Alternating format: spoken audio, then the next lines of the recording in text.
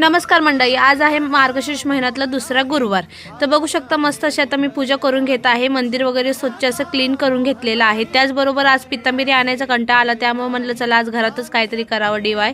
तर मग मी दही घेतले, त्यात लिक्विड टाकलं आणि दही लावून ठेवलं देवांना, परत त्या तांब्यांना आपल्या, आणि 5-10 मिनिटांनी त्याला धुवून काढायचं। बघू शकता किती म्हणजे चमकू राहिलेले तांबे आणि देवसुद्धा छान असे। तर मी मस्त अशी आता पूजा मांडून घेतलेली, बघू शकता किती सुंदर अशी पूजा झालेली आणि मन प्रसन्न होतं बघा असं बघून। त्याचबरोबर मी आज हळदीचं लेपन पण केलेलं आहे। हळदीचं लेपन केल्यानं खरंच इतकी पॉझिटिव्ह वाईब येतात ना, खूपच छान वाटतं बघा। त्यानंतर मी घेतलेले आहे ब्लॅक कॉफी, कारण की आज उपवास होता माझा मार्गशीर्ष महिन्यातला गुरुवारचा पण।